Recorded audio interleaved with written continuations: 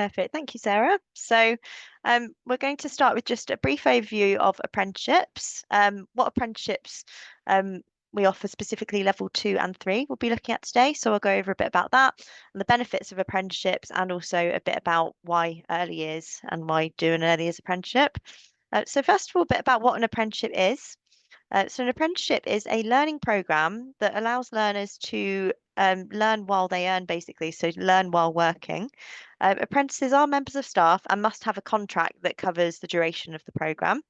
And as an apprentice, you can't be asked to contribute to the cost of your training. So it's fully funded by your employer and the government.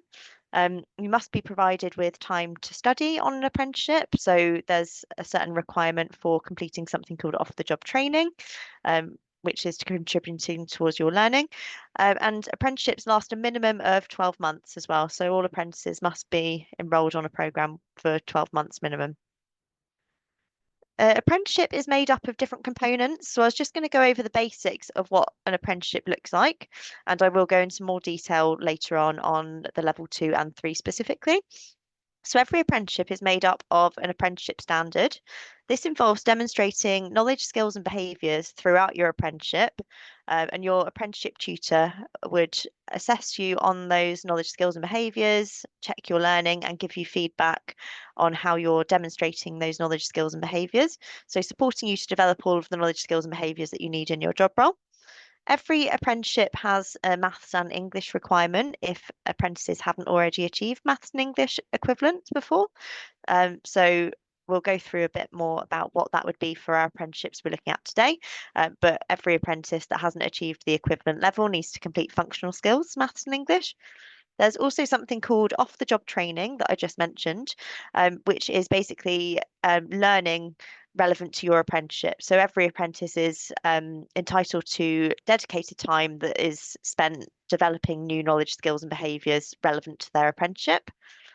There is something then called gateway, which when an apprentice gets towards the end of their apprenticeship, there'll be a meeting with their employer and with their apprenticeship tutor, which will then allow the apprentice to discuss whether they're ready for their endpoint assessment.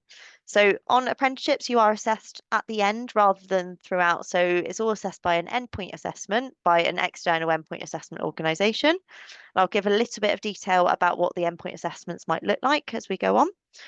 In addition to that, different apprenticeships have different requirements. So, for example, it might be that there's additional qualifications such as paediatric first aid. I'll go through what apprenticeships require what when I go through the level 2 and 3 in a second. So just thinking about the benefits of an apprenticeship. So why would you benefit from doing an apprenticeship? They provide an opportunity, first of all, to earn money while you learn. So it allows that opportunity to earn a wage while actually completing your qualification. You can develop practical skills in a real work environment, and there's the real benefit of learning from the job rather than just sitting in a classroom. You get that support and mentoring within the workplace and that practical support to learn and to develop.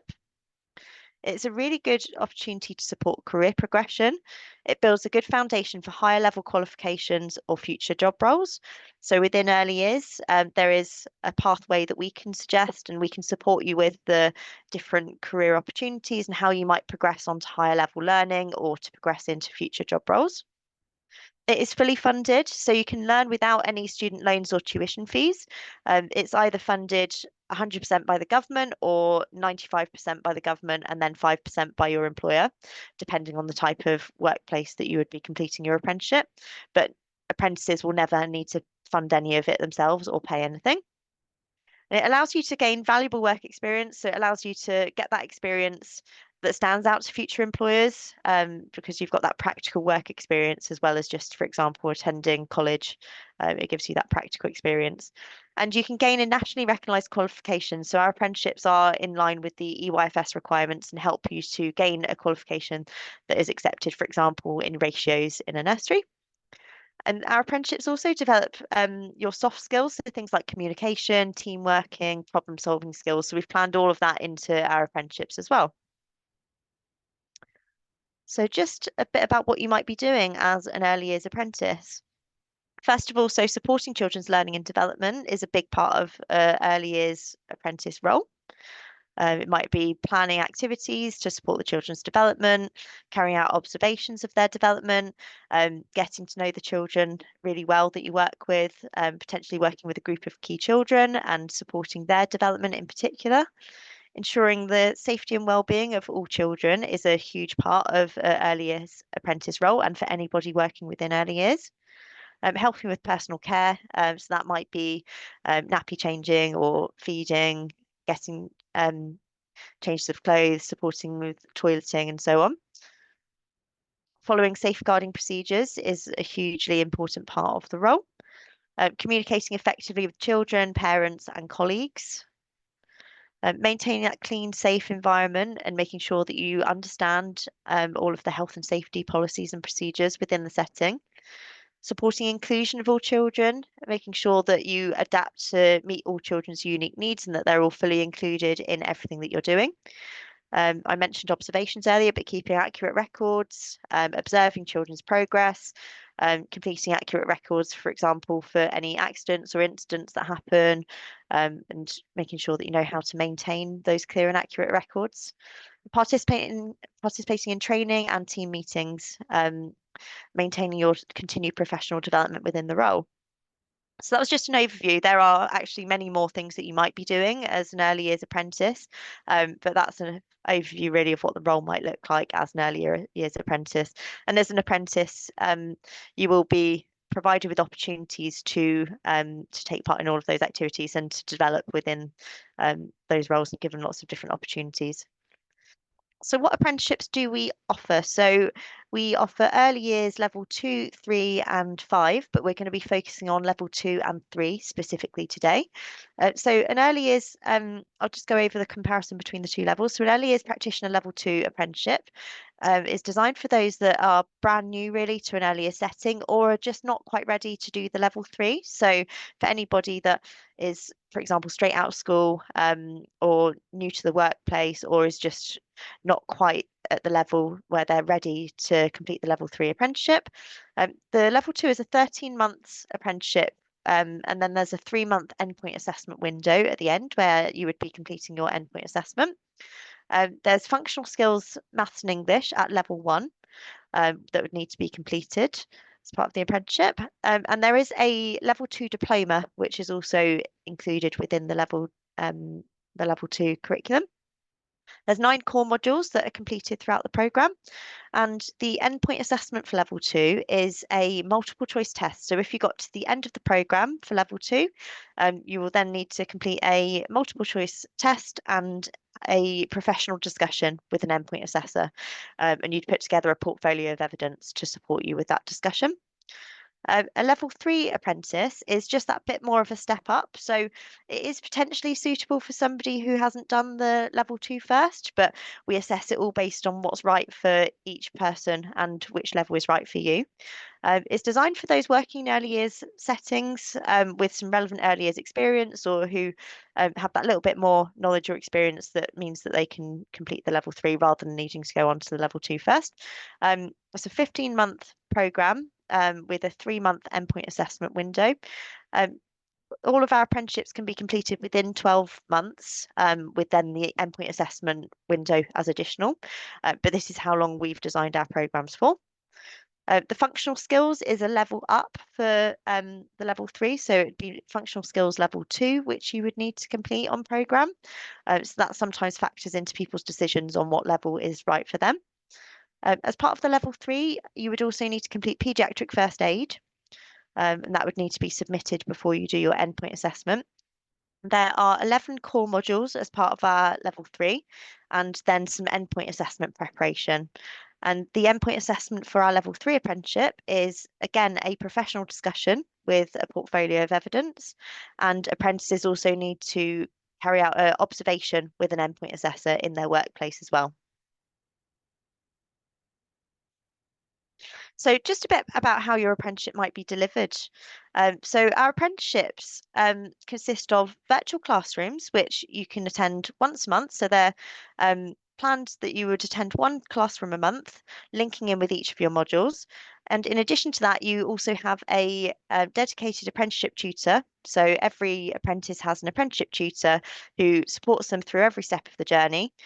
They complete progress reviews with you every 6 weeks. They'll support you to plan your learning, give you constructive feedback to help you to improve, communicate with your employer. There's lots of workplace learning as part of the apprenticeship. So obviously that's a big part of what you're doing, completing off-the-job training activities, so learning relevant to your apprenticeship within the workplace, completing independent research. And we also have something called BPM Boost. So that is our career information, advice and guidance and welfare program.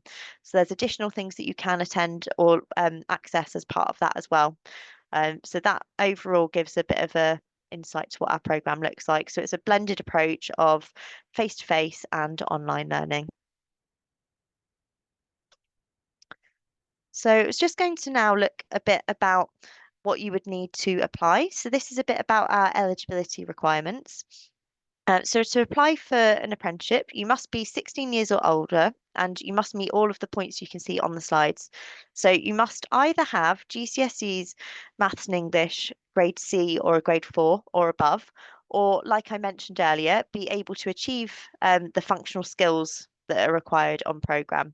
And we require you to complete initial assessments at the beginning to just make sure that you are suitable for that and make sure that you are eligible. Um, you need funding agreed with the apprenticeship account holder. So basically, you need to be in a workplace that agrees to fund your apprenticeship. That is not something that you would need to sort out or worry about as an apprentice. You just need to have an employer that will agree to support, or obviously we can support with finding an employer. And you need UK residency as well for 3+ years. So that's just a bit about what you would need to apply for an apprenticeship. I'm now going to hand over to Nikita, who will be able to talk to you a bit more about helping you to find a placement and how we can support unplaced learners for an apprenticeship. Hiya, thank you. So you're probably wondering what an unplaced learner is, and this is where my team of placement resources will support you. So an unplaced learner is a candidate that has no employer but has applied for an apprenticeship. So when you apply for an apprenticeship Best Practice Network, if you have no employer, you will be classed as an unplaced learner, and this term allows us to understand what you need to support.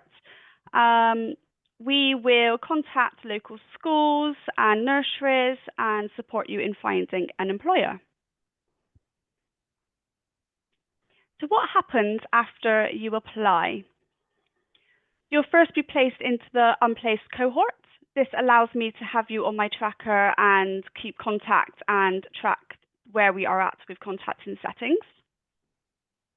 You will complete a screening form and a call. So initially we do the screening form and this will help us find you an employer in the local area.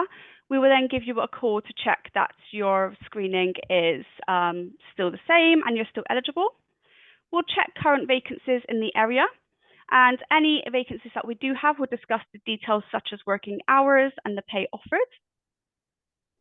If there are no vacancies, we will offer support on how to approach local settings.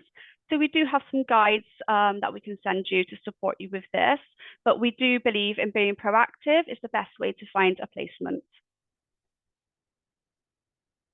And once we find you a vacancy, we will get your CV sent to any of the employers and wait for a response and hopefully get you in for an interview.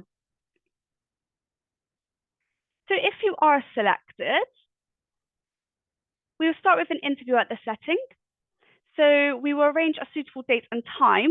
Sometimes the stay and play will be at the same time as the interview. Maybe an hour to complete a stay and play, but the employers are basically looking to see how you engage with the children.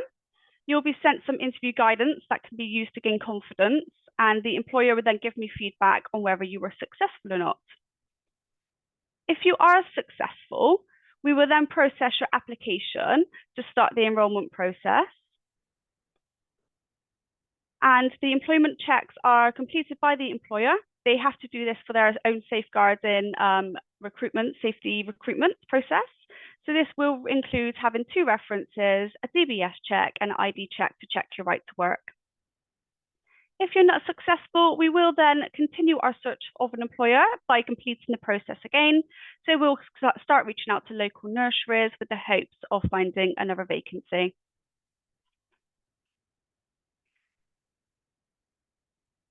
So just some common questions that we get from candidates that's currently on our system. So the first question is it guaranteed you'll find me an employer? And unfortunately, we cannot guarantee find you an employer. It's a very competitive market out there, and there's a lot of candidates looking for a role, but we do try our best. And as we said, if you're proactive, then we have more chance of finding you a vacancy. Another question that is commonly asked is how long will it take to find a vacancy? So the duration can vary on locations. So if you're in a rural area, as you can imagine, there's not going to be a lot of vacancies. So it can take a bit longer to find something. But if you're in a city, there's often more vacancies available. And what support is offered? So at Best Practice Network, we have various brochures, interview guidance, and support from placement resources. We also have these webinars and other information available on our website that you can have a look, and I can send you any information that you may require. But we are always here to support you if needed. So I'm passing over to you, Sarah. Yeah, thank you so much, Nikita. Yeah, so just to round off the presentations, just wanted to flag up that the deadline to apply for the next intake of early years apprenticeships is coming up quite soon. It's the 13th of October, and that is to start training in November. And that is the last sort of opportunity of this year to start your training.